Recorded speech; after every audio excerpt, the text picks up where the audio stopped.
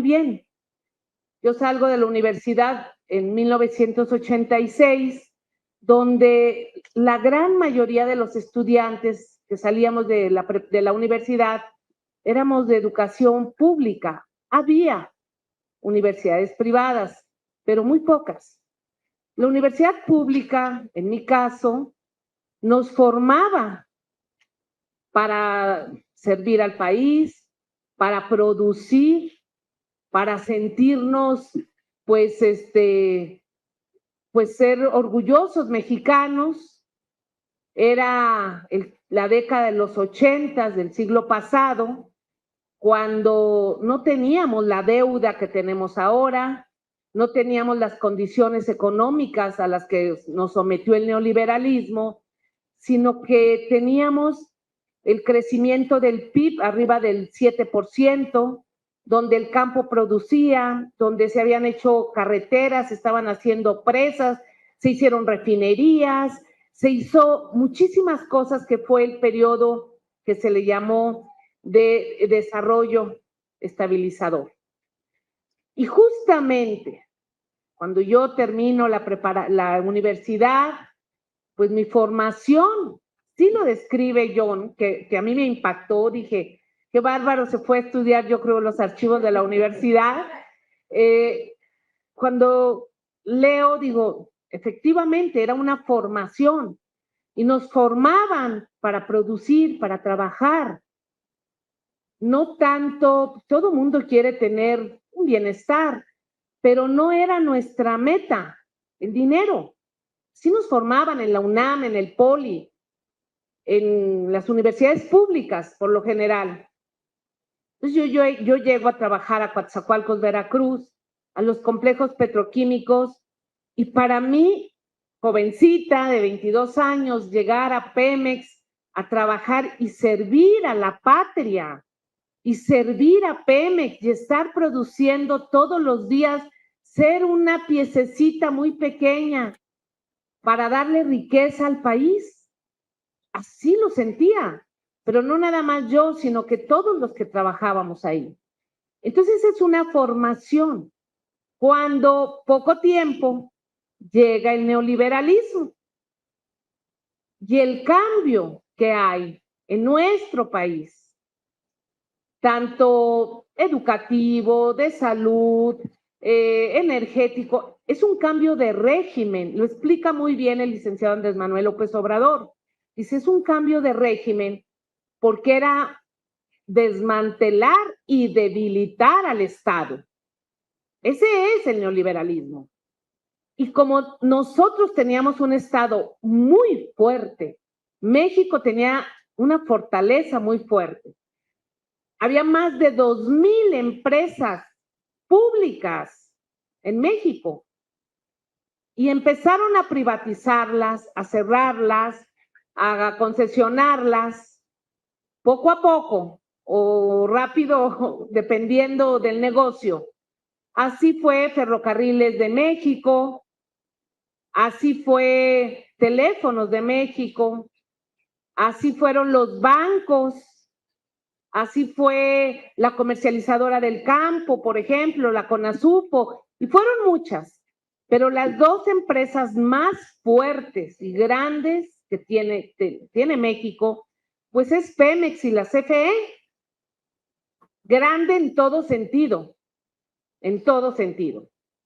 Son las encargadas de que en este país haya movilidad. Si no hay gasolina, no hay movilidad, no hay crecimiento. Entonces, el neoliberalismo, pues no podía entrar a Pemex, porque además la identidad que tenemos los mexicanos sobre petróleos mexicanos es muy fuerte por la herencia que nos deja el general Lázaro Cárdenas, y que además nos dejan inculcado en toda nuestra vida como mexicanos, el petróleo es de la nación. Nuestros abuelos lucharon y cooperaron aquí afuera de Bellas Artes para pagar la deuda y que el petróleo fuera de la nación. Y eso lo veíamos en la escuela. Y eso también empezó a cambiar. La educación empezó a crecer, privada, y se fueron eliminando hasta de los libros, poco a poco, la identidad nacionalista, no nada más los mayas y todo lo que comentan los historiadores que han quitado de los libros, sino también esta parte. Y poco a poco, pues a Pemex se le retira inversión y se le empieza a exprimir en una forma terrible. Ninguna empresa del mundo, de la que sea, aguanta lo que ha aguantado Pemex. Ninguna. A sacarle todo el dinero, pagaba más de lo que producía, le decían tienes que pagar tanto más tanto, entonces tienes que pedir prestado para que le pagues al fisco. Oye, pero ya te estoy dando todo. Pues sí, pero más, entonces endeudar a Pemex. Un régimen fiscal muy castigado. Hay altas producciones de petróleo históricas, sobre todo con Fox y con Calderón. Es cuando más petróleo se produce, es cuando más dinero entra al país y es cuando más se endeuda. Ese es el neoliberalismo. Entonces, yo siempre he dicho, pues que no estábamos esperando a que los mineros de Sonora, por ejemplo, pues vinieran al rescate de Pemex. Teníamos que ser, pues, los que estábamos ahí. Como en todo, cada quien tiene que estar en su lugar, como una orquesta bien acomodada, haciendo su parte, y eso nos tocaba a nosotros, a los especialistas en el petróleo, en energía. Y en este contexto, pues Andrés Manuel López Obrador juega un papel primordial. El de Tabasco conoce perfectamente bien Pemex, las entrañas del petróleo, no nada más como historiador que es, sino porque lo vivió. Allí en Tabasco, pues es la perforación, la explotación del petróleo. O sea, la gente del sur nace, crece y se desarrolla en medio del petróleo. Es nuestra naturaleza, pues. Entonces Andrés Manuel pues le va dando seguimiento a esto y va viendo cómo hay el cambio. Y el petróleo pues va de la mano con la historia de lucha para llegar a una transformación. Pero también la electricidad, que ahí es más difícil, fue más duro, porque en 1992 lo primero que hacen es modificar una ley secundaria violando la Constitución para abrir el mercado eléctrico a privados, violando la Constitución. Y desde ahí Bartlett, que era priista, pone el grito en el cielo. Dice, están violando la Constitución y no pueden entregar la electricidad porque es seguridad nacional. Nosotros ahorita se va la luz y ¿qué dicen? La CFE, no dicen Iberdrola o Unión Fenosa, no. O sea, es seguridad energética, seguridad nacional. Entonces, empieza toda una lucha desde la oposición con argumentos. Nosotros siempre los argumentos los teníamos en la mano y el debate siempre lo ganábamos, mas no el voto, porque eran mayoría. Y esto lo hago referencia porque ahorita los otros ni el debate ni el voto, digo yo. Pero bueno, entonces, siempre nosotros, pues, en la Cámara, con senadores, en la UNAM, en foros, explicando lo que nos correspondía. Y como vimos paso a paso, yo soy una testigo de cómo paso a paso se iba desmantelando. Empezaron con la petroquímica. En la petroquímica fue la primera, donde ahí van más allá.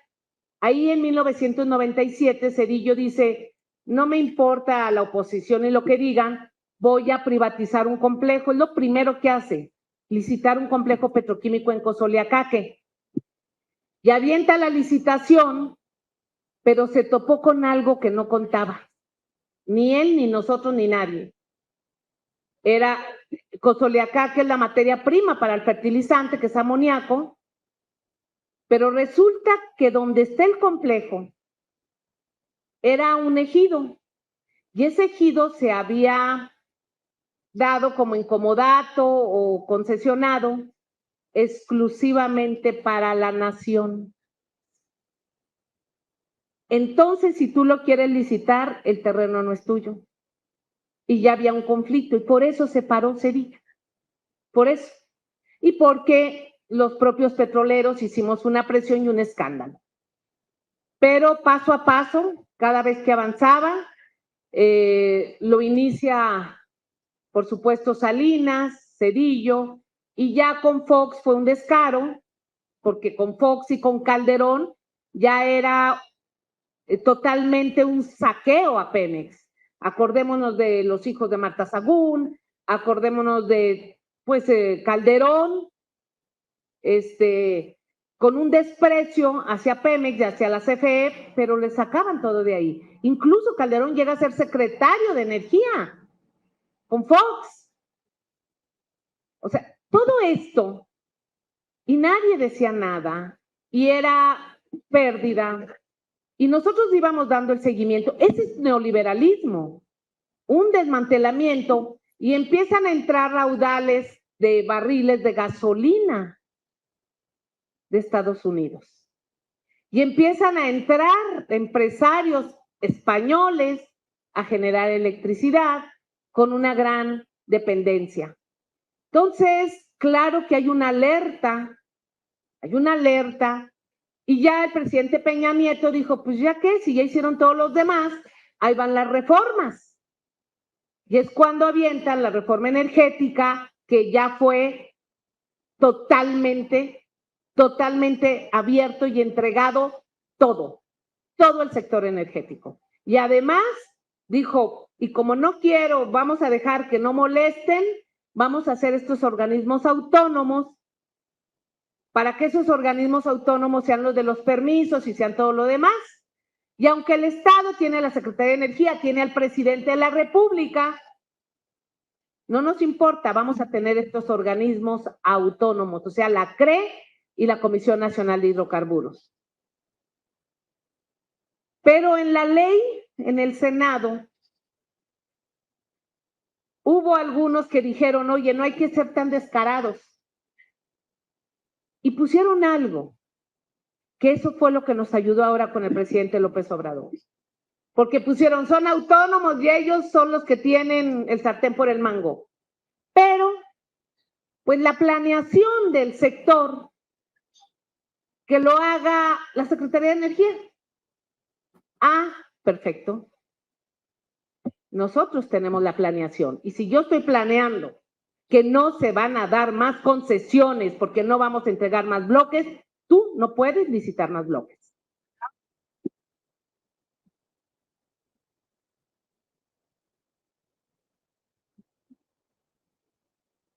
Esas fueron de las cosas que el presidente López Obrador enseguida me instruyó.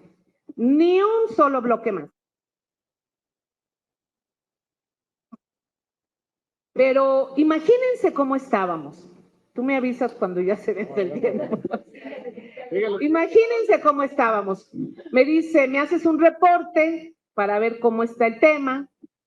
Y bueno, a todos nos pidió un reporte. A Irma, que aquí estaba Irma también, yo creo que le pidió un reporte.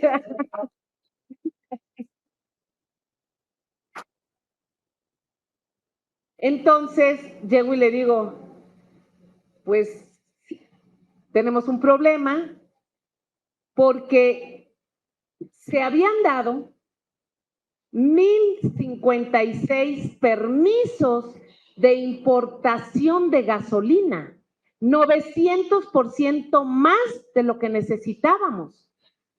Entonces le dije, nos van a inundar el mercado. Y era de la mano con que ya las refinerías estaban al punto del colapso. Era perder el mercado, depender 100% de gasolina. Del extranjero, imagínense, nos cierran la llave o la venden a lo que les da su gana, ¿y qué hacemos? Y me dice, a ver, te encargas de las refinerías y me revisas todos los permisos. Entonces nos metimos a la revisión de los permisos y la verdad que todo el personal de la Secretaría de Energía nos abocamos y encontramos cómo podíamos eliminar. Fíjense, tú necesitas un permiso, tú, Alfonso Rosas, necesitas un permiso, llenas estos 20 puntos y se te da tu permiso. Oye, pero ¿dónde vas a guardar la gasolina? ¿Cómo la vas a meter? ¿A quién le vas a vender la gasolina? Eso se llama trazabilidad. No había. Entonces, todos los que no tienen trazabilidad, todos los que no... Al final, pues yo, cuando salgo de la Secretaría de Energía de 1,056 permisos, solo quedaron 35 y 20 son de Pemex.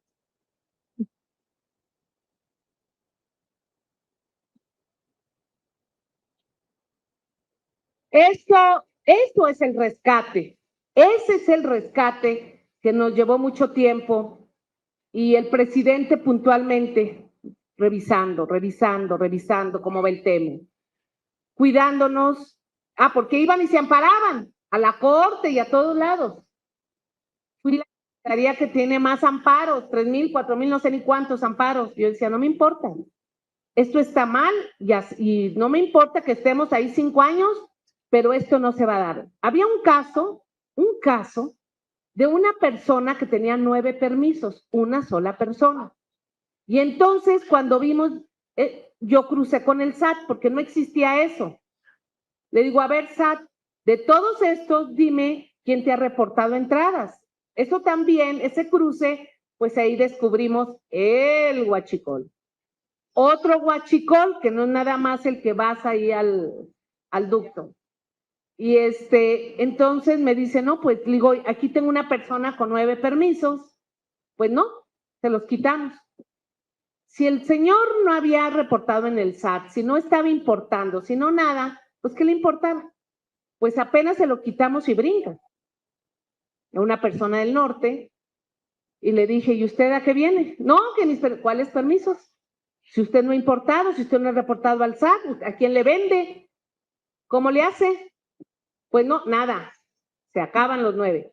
Entonces tuvimos que actuar así, y esa es parte de la recuperación, pero adentro en la administración, cada año que platicaba con John era, ¿cómo van? Pues ahí vamos, porque son luchas fuertes, muy fuertes.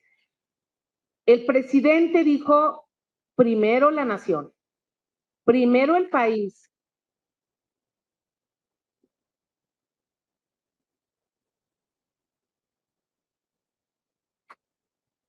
Gasolineras de 5 o 6 transnacionales, está bien, ya están aquí, tienen permiso, están bien, ok, pero bien. Entonces se les habló, tú tienes tus 20 gasolineras, 50, las que sean, sí, ok. Estamos revisando cómo entra la gasolina, cómo va, cómo todo. Eso es. Y del petróleo, pues ese es todavía más. El presidente dijo, a ver, yo no quiero vender petróleo, yo quiero que el petróleo se vaya a las refinerías y por eso decide que tenemos que hacer una refinería nueva. Tenemos que hacer una refinería nueva porque tenemos 40 años y entonces nosotros nos metimos, empezamos, lo hicimos muy rápido, o sea, es ejemplo mundial, no porque lo diga yo, pero es ejemplo mundial.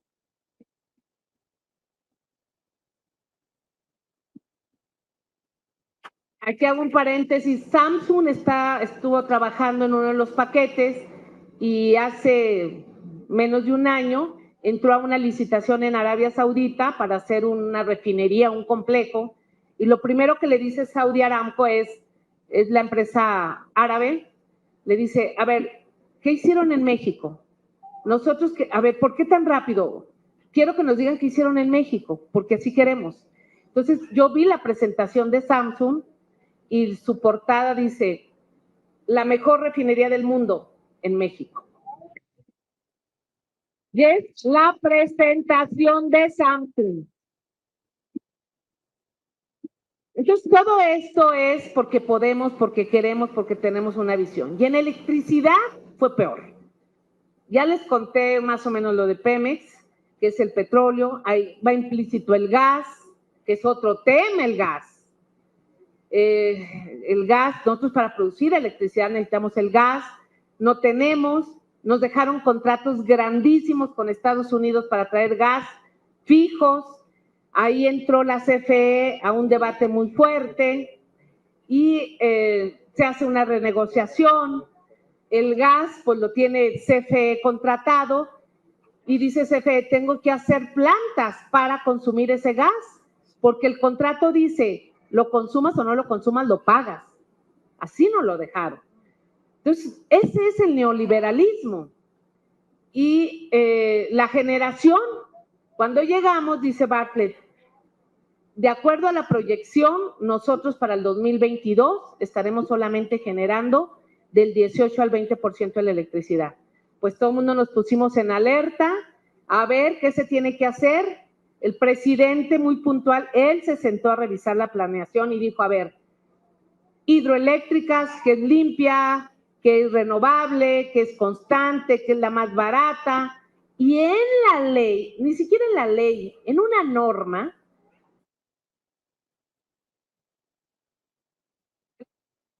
ocupaba el 6º lugar en el despacho. El despacho es cuando tú mandas la electricidad a la red.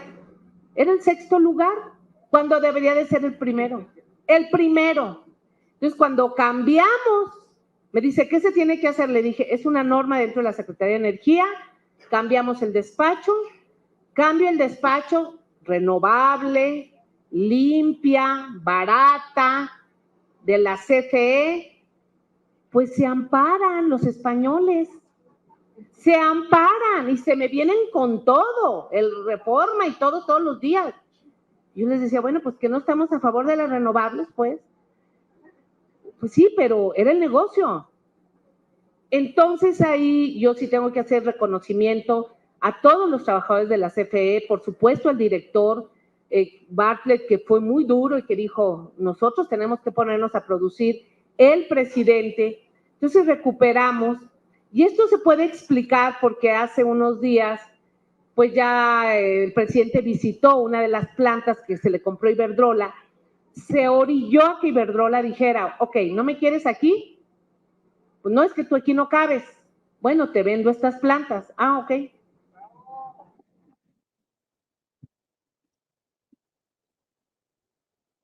Entonces, lo que se ha hecho en 5 años, yo quiero mostrarles, quise a lo mejor iniciar pues de esta manera, ¿qué se hizo en 5 años para combatir algo que traíamos desde hace 35 años y que en forma silenciosa fue avanzando? Y nunca, nunca nos imaginamos, porque yo leí aquí en tu libro una parte, pero nunca nos imaginamos la pandemia. Pero la pandemia sirvió, entre lo malo, para hacer un reacomodo mundial. Y en este reacomodo mundial, todas las naciones del mundo, todas, absolutamente todas, se resguardaron su energía y su alimento. Fue lo primero. La pandemia nos sirvió para valorar la familia, para cuidarnos, para abrazarnos, para ser fraternos, pero también para ser nacionalistas, para regresar. Y como estábamos viendo entre nosotros, como cada país, como cada comunidad, cada familia nos cuidábamos, pues también la energía, pues Turquía, Argentina, Canadá, todos dijeron, a ver, tengo que tener electricidad. Los hospitales, estábamos en casa, estábamos trabajando en la computadora, o sea, era la electricidad, no podía fallar la electricidad. Y también, pues, sirvió para que saliera a la luz, pues, la importancia del petróleo.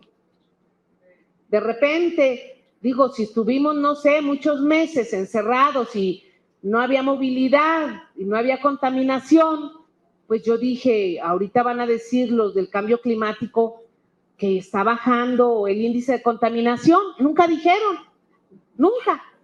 Y apenas volvimos a salir y dijeron, ya la acabóse, que sí hay que cuidar el medio ambiente, pero hoy todas las gasolinas, al menos aquí en México, en Estados Unidos, en muchos países, son de ultra bajo azufre.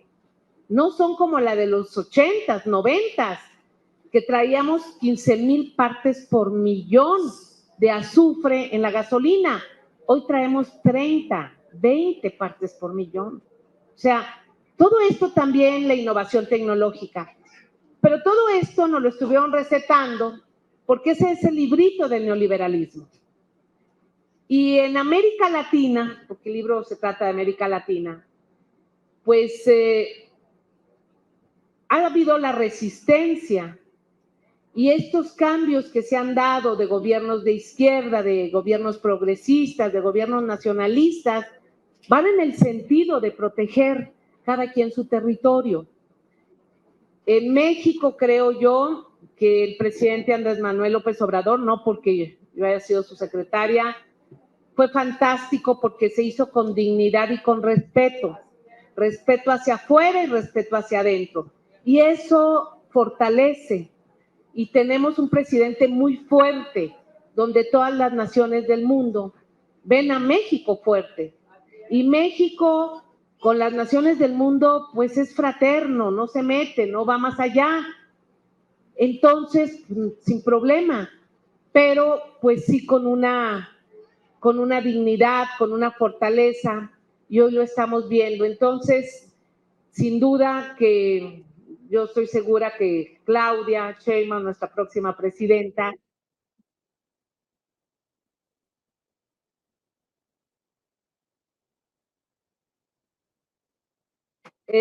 va a continuar con esta política de innovación, de transformación, y sobre todo innovación. Ella está preparada, sobre todo en energía, ella es muy de las energías limpias, qué bueno, pero sabe que la humanidad todavía va a depender del petróleo muchísimos años. El petróleo como tal solo no sirve de nada. El petróleo solo como una reserva pues es poder, es dinero. Pero cuando tú compras petróleo no lo compras para tenerlo ahí, lo compras para refinarlo. Para eso se vende el petróleo. Y refinarlo para hacer gasolinas, combustibles, pero también para hacer petroquímicos.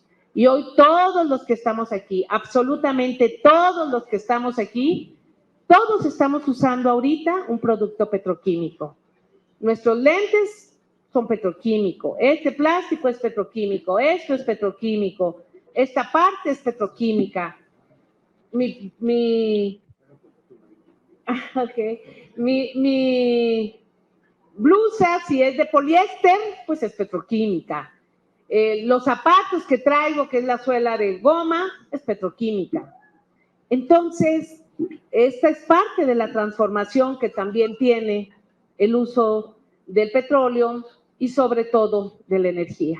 Entonces, es parte de lo que teníamos que hacer, creo que se ha hecho bien, frenamos el neoliberalismo. Me preguntaba Fernanda, ¿ya vencimos al neoliberalismo? Y yo le digo, sí, sí lo vencimos. Sí lo vencimos porque para que el neoliberalismo vuelva a entrar, quiero ser políticamente correcta. Para que el neoliberalismo vuelva a entrar,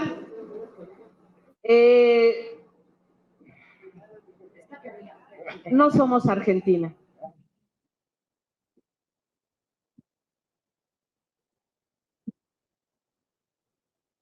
Pues con respeto, con mucho respeto a todos los varones aquí, quiero decir a Rocío que estos tiempos eres mi héroe. Cuando, o sea, hablando de grandes mujeres, cuando te vi peleando en la OPEP por disminución de números de barriles, ahí te admiré. Y justo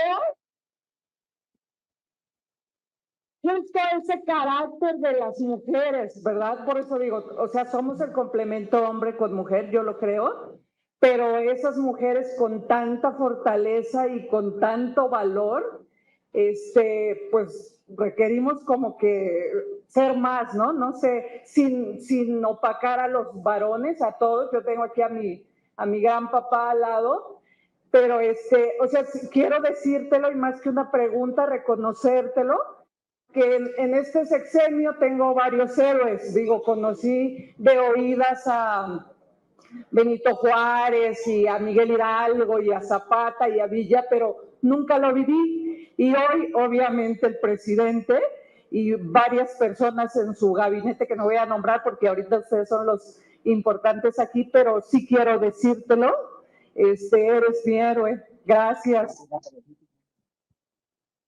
Yo me llamo Meli Vandala. Gracias, John. Vandala Mesa. Y también, gracias, Fernanda, que también te sigo y eres, bueno, otra ganadera, pero estoy hablando de la patria, ¿no? De la nación, de lo que hablaste hace rato. Muchas gracias.